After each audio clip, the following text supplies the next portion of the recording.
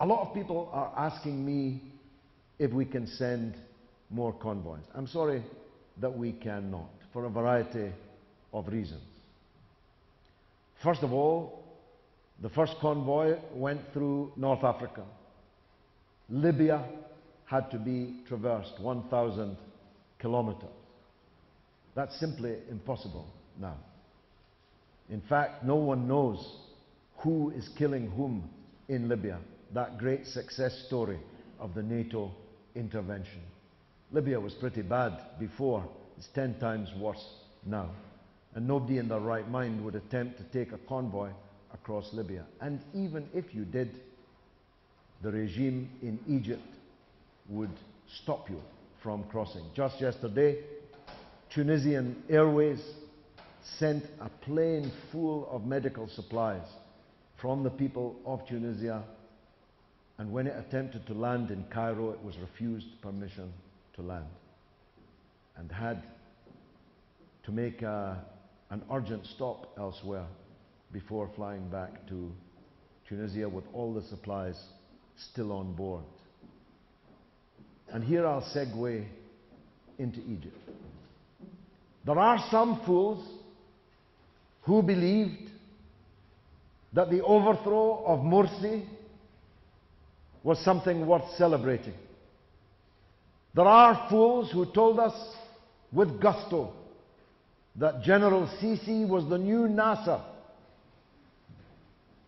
There were liberals, even leftists, on the streets with the generals and the junta,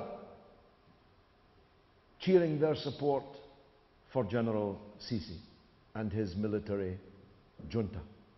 It is now clear that one, at least, of the purposes of the overthrow of the Morsi government was so that Egypt could clear the decks for this annihilation of the Palestinians in Gaza.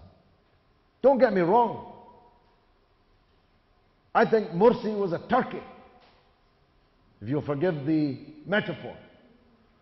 I think he was a lousy president. I think he made every single mistake it was possible to make in just 1 year. But he wasn't overthrown for those reasons.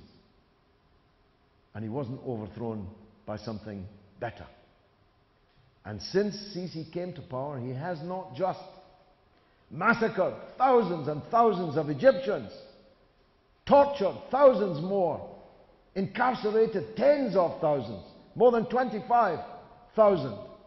He hasn't just sentenced to death hundreds of people at one sitting. At the last count, 880 people have been convicted and sentenced to death in Egypt for the murder of one police officer. Must have been a hell of a murder. 880 people have been sentenced to death for the murder of one person. He hasn't just done that. He has completed Mubarak's work of destroying the means of life of the Palestinians in Gaza, the tunnels through which they were being fed and supplied. But he has been a stalwart of the Israeli-American position in this conflict. Which leads me to another point.